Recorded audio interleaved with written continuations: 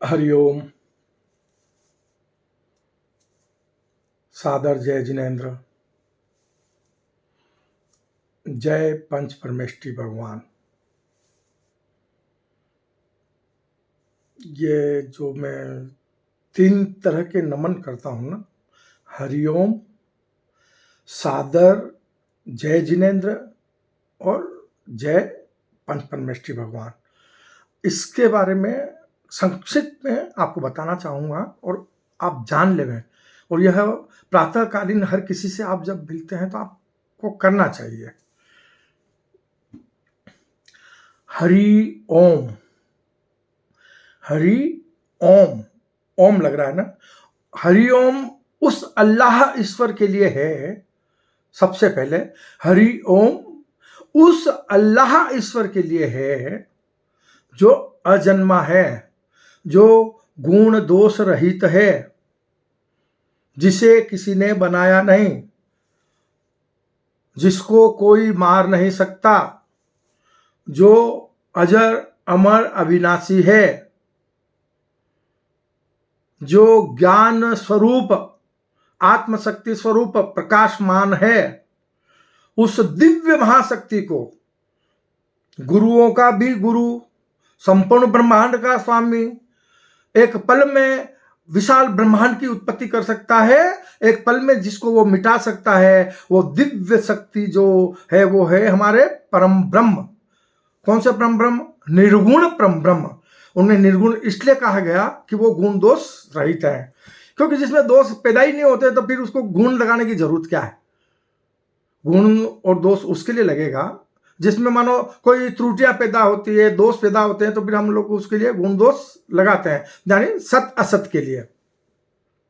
कर्म भूमि के लोगों के लिए लग सकता है, देवी देवताओं के लिए लग सकता है, लेकिन उस निर्गुण परम ब्रह्म के लिए नहीं लगता। उसके लिए हम बोलते हैं संपूर्ण मानव जगत के सामने हरिओम सबसे पहले। उसके बाद हम बोलते हैं सादर जय जिनेन्द्र।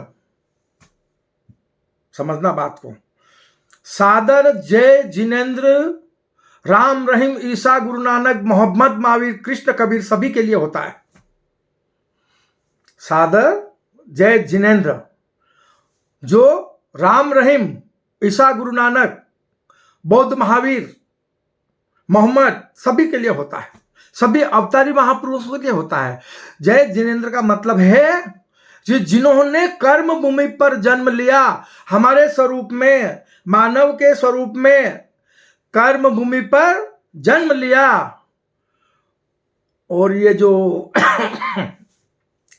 मायावी शरीर है ना, जो आपको दिख रहा है, और उसकी जो भौतिक इंद्रियां हैं, भौतिक इंद्रियां जो भौतिक सुख प्रदान करने के लिए होती है, भौतिक इंद्रियां हैं, उन पर विजय पा लेने के लिए, मन पर विजय पा लेने के लिए उन्होंने कर्म भूमि पर जन्म लिया और उन्होंने विजय को प्राप्त कर लिया।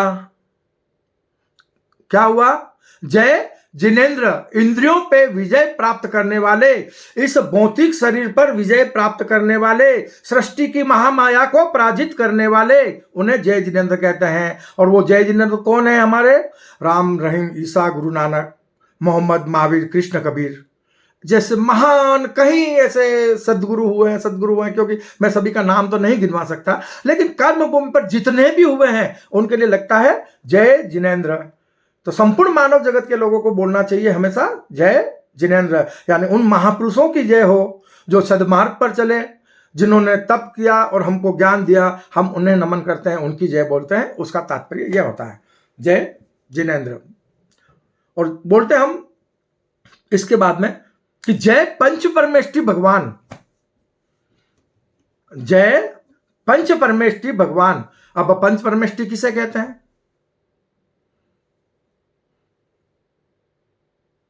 ग्रंथों के अनुसार, आध्यात्मिक ग्रंथों के अनुसार अर्यंत, सिद्ध, आचार्य, उपाध्याय और लोकों में सर्वसाधु, उन पांचों को पंच परमेष्ठी कहते हैं, जिसके लिए हमारे जैन संप्रदाय में नमोकार महामंत्र है।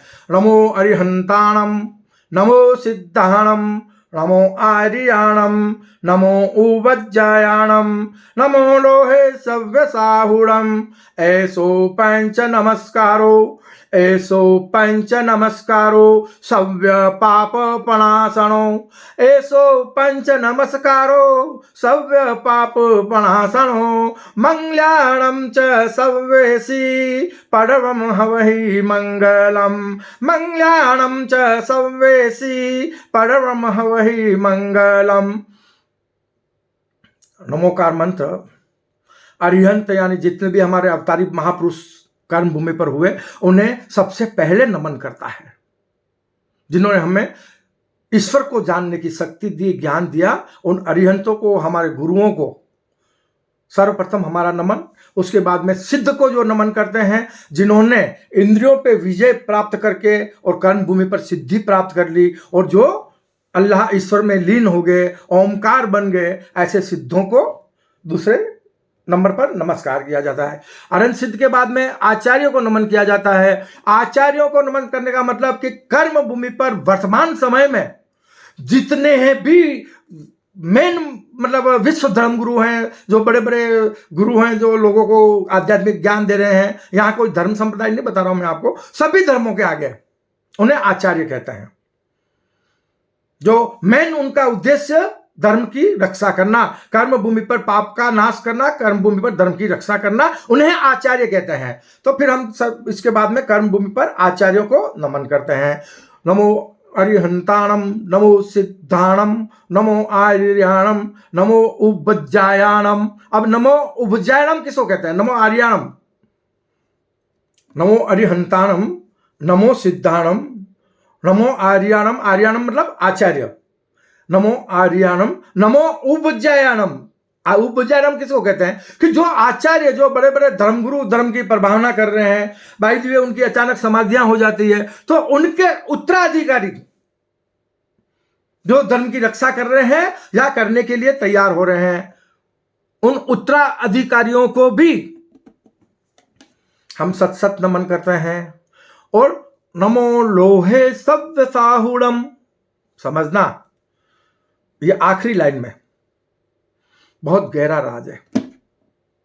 नमो लोहे सव्य साहुणम मतलब कि कर्म भूमि पर जितनी भी भव्य आत्माएं, इन्हें आप मनुष्य रूपी जीवात्मा कह सकते हो, मतलब कि कर्म भूमि पर जितने भी मनुष्य रूपी जीवात्मा अपने आत्म कल्याण के लिए कर्म कर रहे हैं,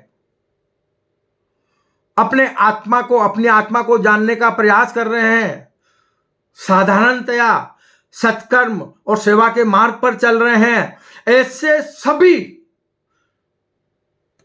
महानुभावों को, संपूर्ण मानव जगत के लोगों को, एक को नहीं, संपूर्ण मानव जगत के लोगों को मेरा सत सत नमन। ये इसको कहते हैं पंच परमेष्ठी भगवान। इसलिए मैं हमेशा पंच परमेष्ठी भगवान को नमन करता हूं।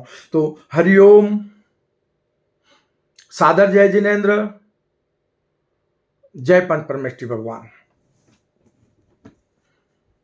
बंधुओं, मैं अपनी बात कहने से पहले सर्वप्रथम हमारी सुंदर सृष्टि के रचयिता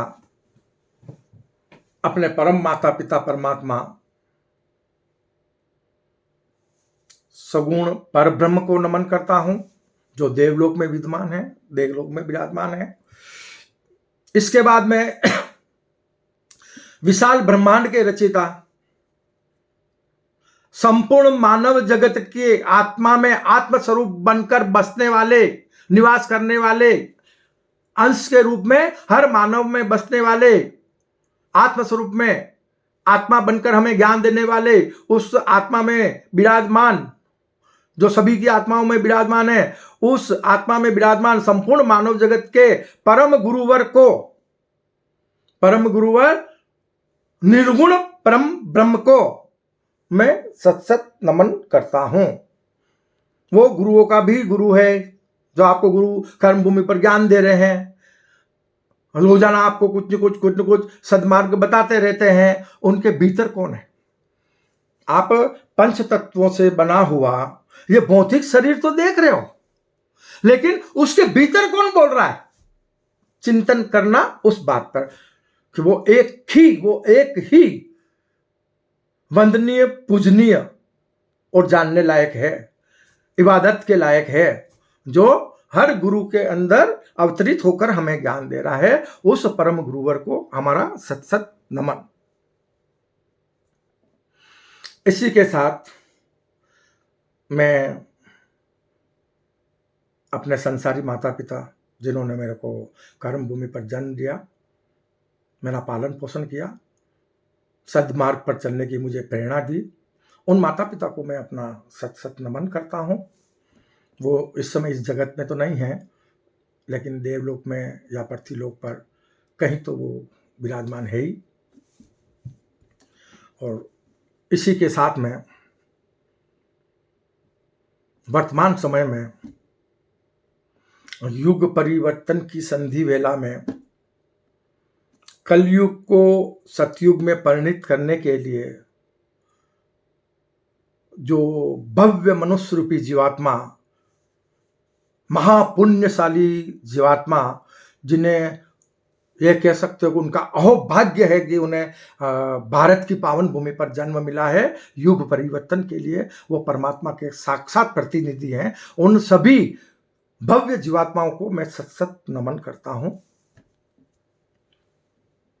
बंधुओं, इसी के साथ मैं संपूर्ण मानव जगत के लोगों के लिए प्रभु से प्रार्थना करता हूं कि हे प्रभु, आप संपूर्ण मानव जगत के लोगों को सद्मार्ग पर चलने की प्रेरणा देवें और हर मानव सत्कर्मी, निष्काम कर्मयोगी बनकर इसी कर्म भूमि पर भरपूर सुख, शांति, वैभव, समृद्धि, यश, कृति, निरोगी काया, लंबी उम्र प्राप्त करे। हमारी कर्म भूमि अविनाशी स्वर्ग ही नहीं, शाश्वत सुख देने वाली मोक्ष भी बन जाए।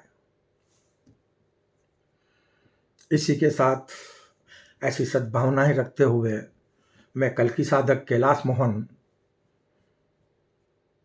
संपूर्ण मानव जगत के लोगों को, अपने विश्व मानव परिवार के बंधुओं को आध्यात्मिक ज्ञान के बारे में अपने अंतः प्रेरणा से कुछ बातें बताना चाहूँगा। और उन्हीं बातों के अंतर्गत आज का विषय है, हमारी कर्म भूमि पर ईश्वर अवतार कब लेते हैं। समझना, आज का विषय है कि कर्म भूमि पर, हमारी कर्म भूमि पर ईश्वर अवतार कब लेते हैं और ईश्वर का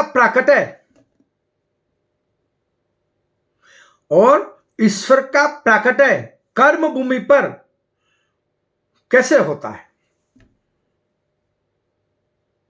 आज इसी विषय पर हम चर्चा करेंगे, जिससे संपूर्ण मानव जगत ईश्वर और अवतार के स्वरूप को समझ सकें, ईश्वर व अवतार के बारे में समझ सकें। अवतार क्या चीज है, ईश्वर क्या चीज है। हम लोगों को, बहुत सारों को इस बात का ज्ञान नहीं है। हम अवतार को ही ईश्वर करके पूज लेते हैं, भगवान मान लेते हैं। भगवान कौन है या ईश्वर और कौन है। अनेक तरह की मूर्तियां हम स्थापित कर लेते हैं। जितने भी कर्म योगी हुए सबकी मूर्तियां स्थापित करते जाते हैं, सबकी सेवा पूजा करते जाते हैं। लेकिन अनेक में जो एक है ना, उसको जानने की भूल कर जाते हैं। तो कल की ज्ञान सागर कहता है कि बंधुओं, है मेरे बच्चों, आप उस भूल को सुधारो, अपने आप को जानो, स्वयं के सत्य स्वरूप को जानो, अपने ईश्वर के सत्य स्वरूप को जानो, जिसकी तुम इबादत करते हो, जिससे तुम प्रार्थना करते हो। वो है कौन है, कहाँ रहता है, उसने हमें क्यों बनाया, ये सारी कर्म भूमि क्यों बने, लोग क्यों दुख सुख में आप भ्रमण कर रहे हैं, सबके सब सुखी क्यों नहीं, या हर कोई दुखी क्यों नहीं हो जाता, क्यों आज कर्म भूमि पर स्थित दुनिया भर के ये भ्रष्टाचार, दुष्टाचार, अत्याचार हो रहे हैं, मानव को काट रहा है, पाप का घड़ा भर चुका है। हमारे पड़ोसी देश, कहने में थोड़ा सा अफसोस है मुझे, लेकिन पड़ोसी देश में आप देखो, अब मानव को खाने लगा है। स्त्री के पेट में, गर्भ में जो भ्रूण होता है, वो 2-3 महीने का अगर हो गया तो उसे निकाल कर भी वो लोग खा लेते हैं।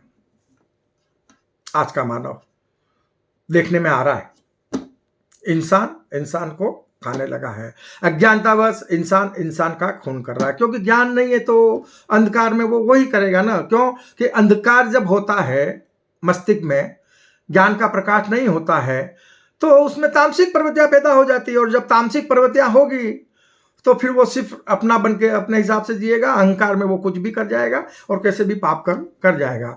जरूरत है हम ज्ञान उन्हें दें, ज्ञानियों को नहीं। ज्ञानियों के साथ प्रवचन करने की भी जरूरत नहीं है, उनकी सेवा करने की जरूरत नहीं है। ज्ञान उनको दिया जाए जो अज्ञानतावश इस कर्म भूमि पर अपने स्वरूप को ना पहचान कर भटक गए हैं और हिंसाएं कर रहे हैं, दुष्कर्म कर रहे हैं, पाप कर रहे हैं। हमें उन्हें अपने करीब लेकर उन्हें ज्ञान देना चाहिए। हम अगर उन्हीं से नफरत करेंगे या जो पाप कर रहे हैं उनसे हम नफरत कर लेंगे, जाति संप्रदाय के नाम पर हम इंसान होकर इंसानों से नफरत कर लेंगे, बाबा वो बहुत बुरे लोग हैं, उनको अच्छा बनाएगा कौन? और आप अच्छे हुए कैसे? क्यों? क्या आप में अच्छा ही आ ही नहीं है ना। भले आपने धर्म को धारण किया है दिखावे के लिए, भगवे कपड़े धारण कर लिए, संत महात्मा बन गए, लेकिन जाति संप्रदाय की बात कर रहे हो ना, तो समझो आपने फिर धर्म की पहली सीढ़ी भी नहीं चढ़े हो।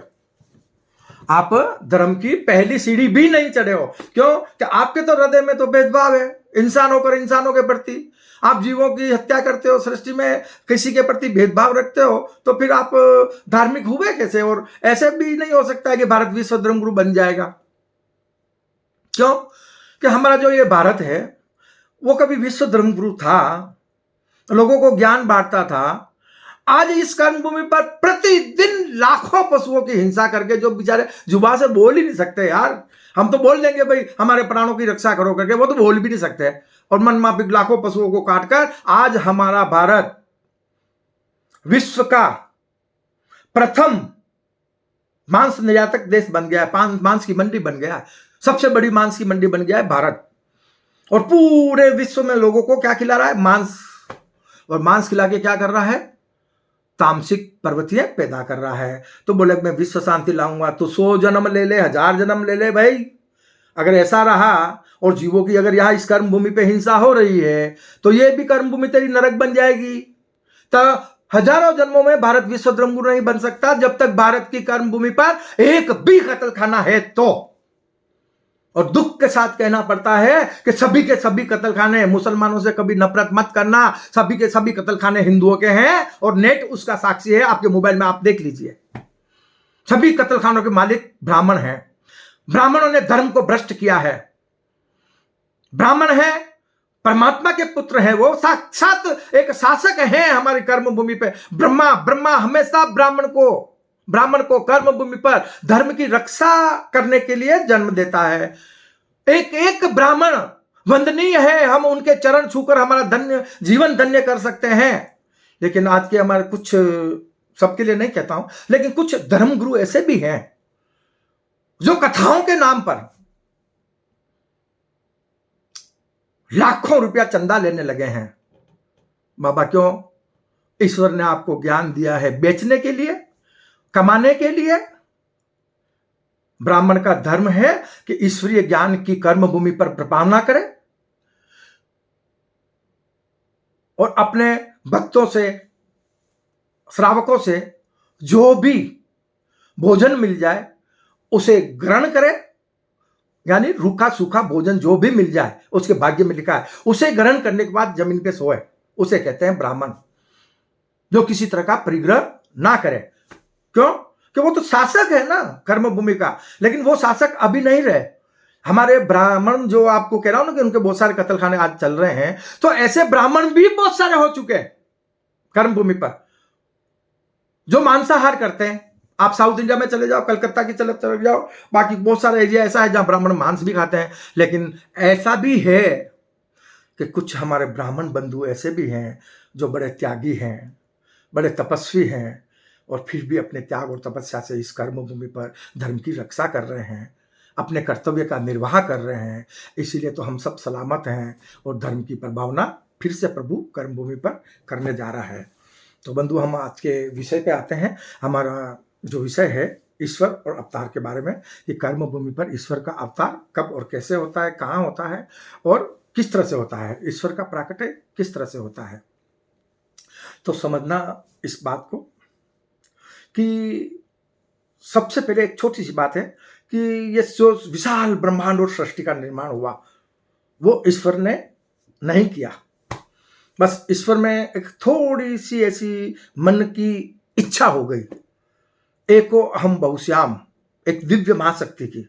ये शास्त्र प्रमाण बात है, ये वेदों का प्रमाण के साथ बात है, ये हमारे सभी शास्त्र और पुराण कहते हैं कि उस दिव्य महाशक्ति में जब कोई भी नहीं था तब भी वो थे, सूक्ष्म ब्रह्मांड था, उनका सूक्ष्म स्वरूप था, क्योंकि आत्मा का स्वरूप तो सूक्ष्म ही होता है। और उनकी इच्छा शक्ति, एको अहम बहुश्याम, मैं क्यों ना एक से अनेक हो जाऊं, क्यों ना अपने स्वरूप को अनेक रूप में देखूं, क्यों ना मैं इस तरह का आनंद लूं, ऐसे कुछ भाव होने से विशाल ब्रह्मांड की उत्पत्ति हो जाती है और उन्हीं का सगुण स्वरूप, सगुण पर ब्रह्म के रूप में मायावी स्वरूप का प्राकट्य हो जाता है। और प्राकट्य होने के बाद में देवलोक की स्थापना होकर वो स्वरूप देवलोक में विराजमान हो जाता है। जो स्वरूप परमात्मा का, ईश्वर, निर्गुण ईश्वर का देवलोक में विराजमान हो गया, उसी के द्वारा सुंदर सृष्टि का सृजन किया जाता है, जिन्हें हम कहते हैं हमारे परम माता पिता परमात्मा, जिन्होंने सृष्टि का सृजन किया, सगुण परब्रह्म। तो हम सबसे पहले भी माता पिता को नमन करते हैं। तो वो सगुण परम ब्रह्म ने सृष्टि का सृजन किया और सृष्टि में जब जब कर्म भूमि पर पाप का बोझ बढ़ता है तो पहले अवतार को अवतरित होना पड़ता है। ईश्वर का अवतरण नहीं होता है, किसको होना पड़ता है? सगुण पर ब्रह्म को। सगुण पर ब्रह्म पहले अवतार लेते हैं, वो पहले अवतरित होते हैं कर्म भूमि पर। किसके अंदर होते हैं? जो कर्म भूमि पर कृष्ण जैसा, राम जैसा, बौद्ध महावीर, मोहम्मद जैसा, ईसा जैसा जगत कल्याण की भावनाएं रखता है, उसका हृदय जगत के प्राणियों को देखकर दुख दर्द से भर आता है, उसकी आंखों में जर्जर आंसू बहने लगते हैं। ऐसे इंसान के हृदय में किसका अवतार के रूप में पर ब्रह्म का, देवलोक से पर ब्रह्म का उसके जीवात्मा में अवतरण होता है। तो फिर वो जीवात्मा कौन बन गया? सगुण पर ब्रह्म का अवतार। यानी सगुण पर ब्रह्म ने कर्म भूमि पर अवतार लिया, अपने स्वरूप की रचना उस मानव तन के भीतर उसने कर ली। अब सगुण पर ब्रह्म वो सुंदर सृष्टि के रचिता हैं, लेकिन है तो सत्य और असत। उनमें सत्य भी होता है, असत्य भी है, दोनों तो साथ हैं। सत्य असत दोनों साथ हैं। जब सत्य और असत दोनों साथ हैं तो उनमें ईश्वर अवतरित होता है। कौन? निर्गुण। यानी सत असत मनुष्य रूपी जीवात्मा की आत्मा में। समझना बात को। सत असत रूपी, सत असत मनुष्य रूपी जीवात्मा सगुण पर ब्रह्म की आत्मा में निर्गुण परम ब्रह्म का ज्ञान और आत्मशक्ति स्वरूप अवतरण होता है। वो कर्म भूमि पर प्राकट्य उनका, यानी कर्म भूमि पर प्राकट्य होता है। तो वो कर्म भूमि पर प्रकट हुए कैसे? दोनों अवतार भी मनुष्य के भीतर हुआ। किसमें? मनुष्य रूपी जीवात्मा के भीतर।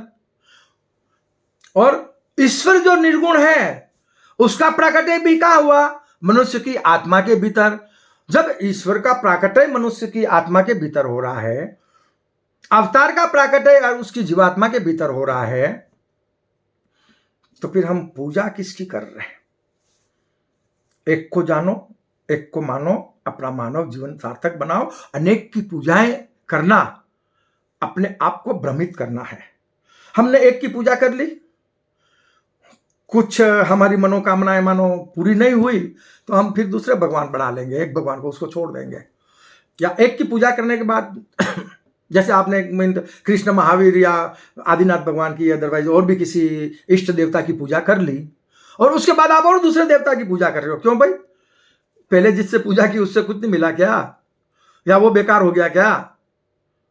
उससे कुछ प्राप्त नहीं हुआ क्या, या उससे कुछ प्राप्त नहीं हो सकता क्या जिसकी पहले पूजा की, तो आप फिर दूसरी पूजा पढ़ा रहे हो। तो इसलिए हमारे एक जैन संप्रदाय में विधान है, एक ही पूजा करो आप, एक ही पूजा। जैन संप्रदाय में है ऐसा कि वैसे भी जैन संप्रदाय में अनेक तरह की पूजाएं होती है, लेकिन फिर भी परमात्मा ने जो ज्ञान दिया है जैन संप्रदाय में वो सर्वश्रेष्ठ ज्ञान है। आज भले आप मानो ना मानो, कर्म भूमि पर सर्वश्रेष्ठ जो धर्म है ना आज की तारीख में, वर्तमान युग में, वो है जैन धर्म। क्यों है कि पूर्णतया अहिंसावादी है। किसी जीव की हिंसा न करना, असत्य न बोलना, चोरी न करना, किसी जीव को कष्ट ना पहुंचाना, सबकी सेवा, सबसे प्यार की भावनाएं रखना, ये महावीर का संदेश है। जैन धर्म कोई अनादि धर्म नहीं है। सनातन धर्म और जैन धर्म दोनों एक ही सिक्के के दो पहलू हैं। हमारे जितने भी जैन संप्रदाय में मानो तीर्थंकर हुए हैं वो सब सनातन धर्म के थे। उस समय दूसरा धर्म था ही नहीं।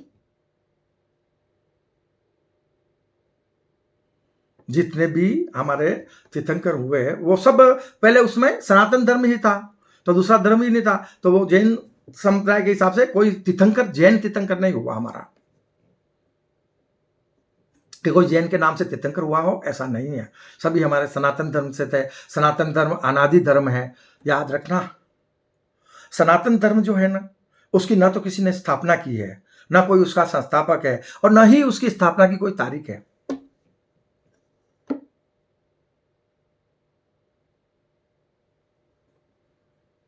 हमारे जैन संप्रदाय में सभी तीर्थंकर जो है ना वो क्षत्रिय हैं। पहले बहुत सारी जातियां नहीं होती थी, सभी तीर्थंकर, कोई उनको जाति नहीं लग रही है, हिंदू मुस्लिम सिख ईसाई नहीं, वो सब के सब क्षत्रिय थे। और क्षत्रिय का मतलब ये हो जाता है सद्गुणों वाले और अच्छा एक मानव परिवार। वो इस तरह से क्या कि क्षत्रिय होने से और सनातनी होने से धर्म की प्रभावना निरंतर कर्म भूमि पर चलती रहती थी। लेकिन कुछ कुछ हमेशा काल दोष की वजह से होता है ना, कि पिछले समय में ऐसा कोई काल दोष आया जिसमें ब्राह्मण ही हमारे कुछ धर्म भ्रष्ट हुए, पशुओं की बलि देने लग गए सनातन धर्म में, नारियां सती होने लग गई, कुछ लोग ऐसा मानने लगे, कुछ लोग अदरवाइज मानने लगे, जीवों की हिंसा होने लगी। तब उस समय में महावीर और बौद्ध का जन्म होता है। ऐसे समय में जब धर्म के प्रति ग्लानि हो रही है, या धर्म के नाम कर धर्म के नाम पर हिंसा हो रही होती है, तो तब महावीर बौद्ध जन्म लेते हैं। तो महावीर के मन में एक विचार आता है कि धर्म के नाम पर हिंसा करना धर्म कैसे हो सकता है, किसी जीव को त्रासदी देना धर्म कैसे हो सकता है। तो उन्होंने लोगों को समझाने का प्रयास किया। आप जानते हो ना, जब कुछ बुरे लोग ज्यादा होते हैं ना, अच्छे लोग कुछ कम होते हैं, तो बुरे लोग उसके ऊपर आक्रमण कर देते हैं, कभी भी हो सकता है, वो करते हैं। तो इस तरह से उन पे भी कुछ तकलीफें आती रही, उन्होंने उनके ऊपर भी कुछ लोगों ने आक्रमण किया, उनसे लड़ाई झगड़े करते थे, उनके कपड़े फाड़ देते, उन्हें परेशान करते थे, उनके प्रोग्राम नहीं होने देते थे, उनको भाषण नहीं देने देते थे। ऐसे धर्म की प्रमाणना करने में काफी विघ्न है, लेकिन फिर भी महावीर ने अपने बलबूते पे इस कार्य को करने की शक्ति रखी। उन्होंने क्या किया, फिर इसका प्रचार प्रचार करने के लिए, सनातन धर्म तो है ही है, उसी सनातन धर्म का एक पंथ जैन संप्रदाय स्थापित कर दिया। उसको जैन संप्रदाय के नाम से स्थापित नहीं किया उन्होंने जैन संगठन नाम रखा। क्या नाम रखा? जैन संगठन, यानी अच्छे लोगों का एक समूह। जैन का मतलब आपको यह बता दूं कि आप कुवैत में जाओगे ना, तो किसी को पूछना कि स्लोन इंट, यानी आप कैसे हो, आप तबीयत कैसी है, आप कैसे हो, तो वो बोलेगा आना जैन। वहां जैन का मतलब होता है मैं अच्छा हूं। तो यहां भी यही मतलब है उसका। वो परमात्मा बड़ा चमत्कारी है, तो कहाँ शब्दों का कैसे कैसे प्रयोग हो जाता है। तो कुवैती लोग कोई भी होगा उसको पूछेंगे कि सलाम इंत,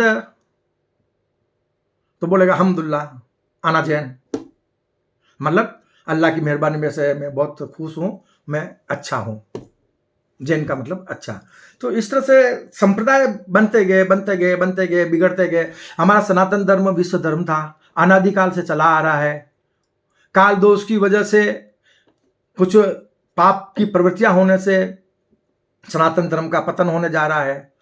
आज संपूर्ण कर्म भूमि पर ईसाई धर्म सबसे सर्वश्रेष्ठ धर्म माना जाने लगा है। क्यों कि मानव जगत के ज्यादातर लोग वर्तमान समय में ईसाई धर्म को मानते हैं, क्योंकि ईसाई धर्म का सिद्धांत है सबकी सेवा सबसे प्यार, असहाय जीवों की सेवा करना, स्कूल बनाना, हॉस्पिटल बनाना, ये उनका मेन धर्म का सिद्धांत है। मतलब यूं अब इसी के साथ में अपने सनातन धर्म का अगर अपन को उत्थान करना है तो हमें अपने कुरीतियों को त्यागना होगा। हमारे जो भी रूढ़िवादियां हैं उनको त्यागना होगा, क्योंकि संपूर्ण विश्व उसको स्वीकार नहीं करता। उसीलिए फिर मोहम्मद हुए थे, क्योंकि हमने अनेक प्रकार की जब पूजाएं स्थापित कर ली या पूजाएं कर रहे हैं ना, तो उसी काल में फिर परमात्मा ने एक मोहम्मद के रूप में ज्ञान दिया। सगुण पर ब्रह्म अवतार बने मोहम्मद के रूप में, वही ओमकार अवतरित हुए। तो उनका उद्देश्य था कि संपूर्ण मानव जगत को अनेक प्रकार की पूजाओं से मुक्ति दिला दिया जाए और एक ईश्वर की पूजा करे, एक सगुण पर ब्रह्म की पूजा करे और निर्गुण की साधना करे, निर्गुण का आत्मचिंतन करे। सगुण की पूजा कर स्वर्ग जैसा सुख पाए, वो उसका प्रतीक है शिवलिंग, और निर्गुण की आराधना करके साधना करके आत्मज्ञान पाए तो विराट आत्मस्वरूप बनकर निर्गुण प्रभु के समान बन जाए। यह कर्मभूमि का उद्देश्य है। कर्मभूमि इसीलिए तो बनी हुई है ना। पहला लोक कौन सा है? सतलोक है, जहां भगवान विराजमान थे। उनकी इच्छा शक्ति से क्या प्रकट हो गया? देवलोक। देवलोक में हमारे सबके माता पिता कौन है? सगुण परब्रह्म है। और सगुण परब्रह्म वहां हो गए, वहां सत असत है। तो सत असत से पुनः सत्य बनने के लिए, सत असत से पुनः सत्य बनने के लिए कर्म भूमि का निर्माण हुआ। तो उसमें कर्म भूमि पर मनुष्य रूपी जीवात्मा का जन्म हुआ, जिसे देवी देवताओं से भी श्रेष्ठ माना जाता है। देवी देवता भी कर्म भूमि पर जन्म मिलने के लिए तरसते हैं। क्यों? यहां देवी देवता इसलिए तरसते आने के लिए कि यहां रहकर वो निर्गुण स्वरूप को धारण कर सकते हैं, उसमें समाहित हो सकते हैं। जिस तरह से एक नदी बहते बहते सागर में मिल जाती है, वो क्रिया कर्म भूमि पर होती है। वहां देवलोक से मोक्ष के द्वार नहीं है, मुक्ति के द्वार नहीं है, परमात्मा स्वरूप बनने के द्वार नहीं है। मानव चाहे तो संपूर्ण ब्रह्मांड का स्वामी बन सकता है, पूरे ब्रह्मांड का। कब बन सकता है? जब वो परम ब्रह्म जो आत्म स्वरूप है ना, ऐसा विराट आत्म स्वरूप हर इंसान बन जाए कर्म भूमि पे। कर्म भूमि का हर इंसान सत्कर्मी बनकर निष्काम कर्म योगी बन जाए और विदेही भाव में देह अभिमान को, अपने अहंकार को त्याग दे, में शरीर नहीं हूं, और वो आत्म स्वरूपता में जीवन यापन करे, सदमार्ग पर चले, सत्य मार्ग पर चले, सुखी रहे सब जीव जगत के, ऐसी अगर भावना रखे तो फिर वो भगवान से कम नहीं है। समझ लो वो भगवान के पथ पर चल दिया है। तो ऐसे लोगों की आवश्यकता होती है। तो हमारे क्या है कि अज्ञानतावश जब भी पाप का घड़ा भर जाता है तो हमारे जो ईश्वर है वो अवतार एक उनका होता है सगुण परब्रह्म का, उसके अंदर निर्गुण परब्रह्म का अवतरण होता है। अब जब निर्गुण परब्रह्म का अवतरण आत्मा में हो गया और सगुण परब्रह्म अवतार बन के आगे भीतर मानव के भीतर, तो फिर दोनों एकाकार हो जाते हैं। क्या होते हैं? दोनों जीवात्मा और आत्मा, वो जो जीवात्मा है वो जीव का प्रभाव, जीव की इच्छाएं, उनको त्याग कर और आत्मस्वरूप जीव बन जाता है। तो भीतर कौन रहा? सिर्फ निर्गुण आत्मा, यानी आत्मा जीवात्मा दोनों एकाकार हो गए। उसको कहते हैं परमात्मा का प्राकट्य। अब वो स्वरूप इंसान का हो सकता है कर्म भूमि पर कोई भी निष्काम कर्मी, क्योंकि उसका हमेशा अवतरण अलग अलग होता है ना। आपने देखा है ना कि हरि विष्णु एक है और अवतार 24 हो रहे हैं। जो राम है वही कृष्ण है और जो कृष्ण है वही राम है। लेकिन जो राम और कृष्ण बनकर आया, जिसने जो अवतार 24 लिए, वो कौन है? और पीछे जाओ, आपने राम को पहचाना, कृष्ण को पहचाना, हरि विष्णु को जाना, बाबा ये सब मायावी रूप है। हरि विष्णु खुद मायावी रूप है, जो शिव की इच्छा शक्ति से प्रकट हुए, मतलब सृष्टि के सृजन के लिए ब्रह्मा महेश विष्णु, वो उनका मायावी रूप है। क्योंकि शिव एकांतवास में बैठे हैं ना, वो कोई कार्य नहीं करना चाहते ना। उन्होंने अपने स्वरूप को उस कार्य के लिए रख दिया, भाई तुम सृष्टि का सृजन करो, तुम इसका संचालन करो, मैं मेरे एकांत में बैठा हुआ मेरे निर्गुण परम ब्रह्म की साधना करता हूं। वो हमेशा उसी में लीन रहते हैं। शिव सदा शिव, शिव पर ब्रह्म है और सदा शिव निर्गुण परम ब्रह्म है। तो वो शिव सदा शिव में लीन रहते हैं। तो हमें हमेशा पूजा किसी स्वरूप की नहीं, किसी मानव के नश्वर तन के स्वरूप की नहीं, सिर्फ और सिर्फ अनादिकाल से जो सृष्टि ने हमें प्रतीक दिया है, किसका? सगुण पर ब्रह्म, सुंदर सृष्टि के रचयिता, परम माता पिता परमात्मा शिव शक्ति का, वो है शिवलिंग। उस शिवलिंग में सभी स्वरूप विद्यमान है, सभी अवतार विद्यमान है, सभी मानव विद्यमान है, छोटे से छोटा जीव उस शिवलिंग में विद्यमान है। क्यों? कि सारे उसी से प्रकट हुए हैं। तो बाबा उसकी एक पूजा कर लो ना उसके सामने बैठ के। और वो पूजा कौन सी है? जो मैंने आपको बता रहा था ना कि जैन संप्रदाय में देव, शास्त्र और गुरु। देव जो सगुण पर ब्रह्म, कहां बैठे? देवलोक में। शास्त्र जो हमारे साहित्यकारों ने, धर्मगुरुओं ने लिखे, वो हमारे मंदिरों में, धार्मिक स्थलों में पढ़े हैं। देव, शास्त्र और गुरु जो वर्तमान समय में कर्म भूमि पर हमें कर्म करने का ज्ञान दे रहे हैं, कर्म भूमि पर वो भ्रमण कर रहे हैं, हमारे लिए वो तपस्या कर रहे हैं। देव, शास्त्र और गुरु, एक ये पूजा आपने पढ़ा ली तो सभी की पूजा हो गई। भिन्न भिन्न पूजाएं पढ़ाने की कोई जरूरत नहीं। देव, शास्त्र और गुरु की पूजा पढ़ा लो, सगुण पर ब्रह्म को नमन कर लो या भक्ति भाव से उसकी पूजा कर लो। उसके बाद आत्मचिंतन करो निर्गुण परम ब्रह्म का। क्योंकि हमें पहले परम माता पिता को नमन करना है, जिसने हमें बनाया है आत्म कल्याण के लिए, स्वयं को जानने के लिए, विशाल वैभव पाने के लिए वो हमें ज्ञान देते हैं। तो पहले हम माता पिता को नमन करें जो हमें जन्म देते हैं, उसके बाद हम ईश्वर को नमन करें। ईश्वर और माता पिता एक ही सिक्के के दो पहलू होते हैं। सगुण परब्रह्म ही हमारे सभी तरह के रूप धारण करके माता पिता बोलते हैं ना, तमेव माता च पिता तमेव, तमेव सखा च बंधु तमेव, तमेव विद्या च द्रविणम तमेव, तमेव मम सर्वदेव देव।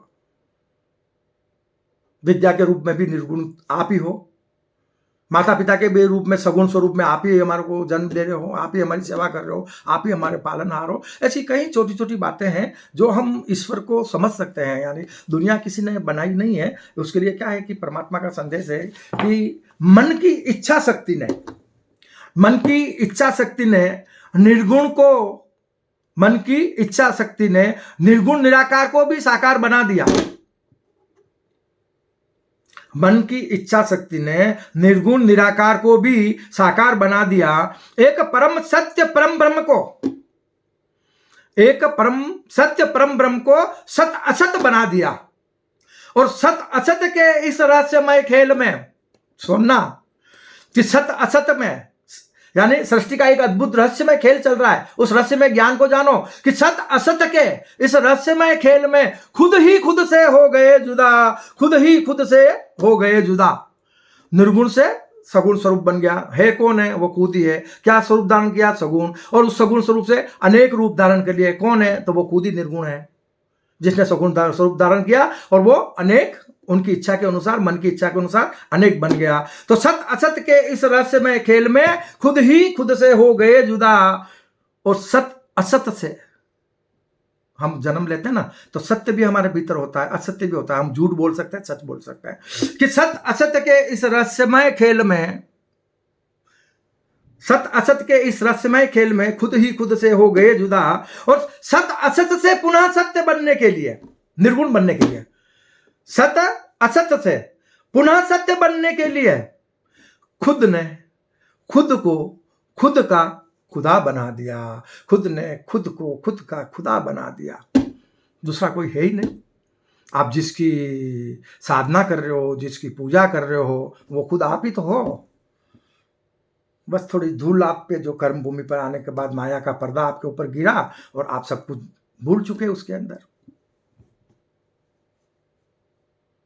सुनना इस बात को कि स्वयं ही स्वयं से प्रकट भय, स्वयं ही स्वयं से प्रकट भय, स्वयं ही भय स्वयं की संतान। स्वयं ही स्वयं से प्रकट भय और स्वयं ही भय स्वयं की संतान। स्वयं ही पालनहार स्वयं के, स्वयं ही पालनहार स्वयं के और स्वयं ही स्वयं के तारणहार। स्वयं ही स्वयं के तारणहार बोला ना कि खुद ने खुद को खुद का खुदा बना दिया। स्वयं से प्रकट बही माँ माया, यानी जो ये महामाया, सृष्टि रूपी महामाया है ना, वो भी तो उसी से प्रकट हुई है ना, कि स्वयं से प्रकट बही महामाया, मोहनी को मनाने मोहन भय। गहरी बात है। स्वयं से प्रकट बही महामाया, मोहनी को मनाने मोहन भय। कृष्ण भगवान का एक नाम मोहन था। मोहनी मां शक्ति को बोला गया, और मोहनी मां शक्ति की जो रचना है वो सृष्टि रचना पूरी मां शक्ति द्वारा की गई है, और सृष्टि की स्वामिनी मां शक्ति है। शिव जी एक तरफ बैठे हुए हैं, लेकिन सृष्टि सृजन होने के बाद आज तक कर्म भूमि पर ऐसा ज्ञान अवतरित नहीं हुआ जिससे यह कर्म भूमि अविनाशी स्वर्ग नहीं, मानव को शाश्वत सुख देने वाला मोक्ष भी बन जाए, किसी को मरकर स्वर्ग और मोक्ष ना जाना पड़े। तो मोहनी को मनाने मोहन भय। तो यहां अवतार जो होता है ना, उसमें भगवान शिव जी अवतरित रहते हैं हमेशा, और शिव जी की जो पत्नी है वो एक नाम उनका मोहिनी भी है, मां शक्ति का। उस मोहिनी को बनाने मोहन भय, वो मोहन के रूप में, कृष्ण के रूप में आए कि भाई अब तो तुम समझ जाओ। तो वो कई इंसानों को कर्म करने का ज्ञान दे गए। ईश्वर के प्राकट्य होने का रास्ता भी उन्होंने बताया भाई, कि वो मानव तन के भीतर जो प्रकट होते हैं, बाहर नहीं होते। गीता के मुकाबले और कहीं ज्ञान आपको मिलेगा भी नहीं, उसमें बहुत कुछ मोहन के रूप में, कृष्ण के रूप में उन्होंने मानव जगत को ज्ञान दिया है। सर्वश्रेष्ठ शास्त्र है गीता हमारी। तो मोहनी को मनाने मोहन भय, कि भाई यार अपन दोनों एक क्यों नहीं हो जाए, बस हो गया ना, इस खेल को बंद कर दे। शिव जी का आखिरी अवतार जो कल्कि अवतार है ना, वो माता शक्ति से कहता है, ये मुझे अंतरप्रेरणा से याद हुआ कि हम अगर दोनों एक साथ होकर मिल जाएं, दोनों, हम बोलते हैं ना ये हमारा लेफ्ट हैंड है, ये राइट हैंड है, बाबा लेफ्ट और राइट को अगर हम मिला दिया तो फिर अब नाम बताना इसका क्या है, नाम बताओ इसका। अलग करोगे, हो सकता है हम अच्छा नहीं मानते एक बात को, एक हाथ को, दाएं हाथ को अच्छा मानते, बाएं को अच्छा नहीं मानते, कोई काम करते हैं दाएं हाथ से करते, लेकिन हमने दोनों को जोड़ दिया ना, और दोनों हाथों से हमने आहुतियां दी हवन में, तो भेद मिट गया ना अच्छे बुरे का। तो परमात्मा ऐसी सृष्टि चाहता है, इसलिए अवतार हमेशा पुरुष प्रधान लोगों को दिखने में आया, लेकिन पुरुष प्रधान नहीं होता है। अगर राम प्रकट हुए तो राम के साथ में सीता मां शक्ति का ही रूप है, महालक्ष्मी विष्णु के साथ में मां शक्ति का रूप है, कृष्ण हुए, कृष्ण के साथ में राधा के लो, रुक्मणी के लो, अदरवाइज और भी जो भी है वो सब मां शक्ति का ही रूप है। तो मां शक्ति और दोनों अलग तो कभी हुए ही नहीं है, लेकिन एकाकार होकर इस माया को नष्ट करने के लिए, इस माया को अब समाप्त करके युग परिवर्तन को रोकने के लिए, कि हमेशा कर्म भूमि पर सतयुग कायम रहे, इसलिए ये आखिरी अवतार, 10वां अवतार कल्कि अवतार एक ऐसा अवतार है परमात्मा का, वो संपूर्ण मानव जगत के लोगों को अपने समान बना देगा, भक्त नहीं सबको भगवान बना देगा। तो हमें इन बातों को समझना पड़ेगा कि स्वयं से प्रकट भई मां माया, मोहनी को मनाने मोहन भय, स्वयं ही स्वयं के साधक बने। हम अगर साधना कर रहे हैं तब भी अपने आप की कर रहे हैं, निर्गुण परम ब्रह्म की हम ही है, निर्गुण परम ब्रह्म भी हम है, सगुण परम ब्रह्म भी हम है, मानव भी हम है, ये तीनों लोग हमारे भीतर विद्यमान है। इसके बारे में हम अगले सब्जेक्ट में बताएंगे, मतलब कि मानव तन किस तरह से तीन लोगों का संगम स्थल है। तो मोहनी को मनाने मोहन भय, स्वयं ही भय स्वयं के, स्वयं ही भय स्वयं के साधक, स्वयं ही स्वयं के साधक भय, और स्वयं ही भय स्वयं के भगवान, और स्वयं ही भय स्वयं के भगवान। तो बंधु ऐसे छोटी छोटी बातों में आपको हम अंतरप्रेरणा से, यानी परमात्मा से मुझे अपनी सिद्धि से जो भी कुछ बातें ज्ञान होगी या ज्ञात होती है ना हृदय में, मैं एक कोई धर्मगुरु या कोई बड़ा प्रवचनदाता या ज्ञाता नहीं हूँ। मैं एक छोटा सा घर गृहस्थी वाला गरीब इंसान हूँ, बड़ी त्रासदियाँ देखी है जीवन में, मौत और जीवन से लड़ा हूँ, मौत से संघर्ष किया है, मुझे नया जीवन प्रभु ने दिया। उसके बाद मैंने फिर आध्यात्मिक ज्ञान के पथ पे चलना शुरू किया। पहले अपने जीवन में काफ़ी रासलीलाएँ की, काफ़ी भटकाव हुए हमारे जीवन में, काफ़ी दुख सुख का संघर्ष किया। लेकिन जब हमारे पर कुछ ऐसा महासंकट आया जिसमें हम मृत्यु शैया पर थे, आखिरी सांसें ले रहे थे, और एक संत के आशीर्वाद से फिर हम खड़े हो गए।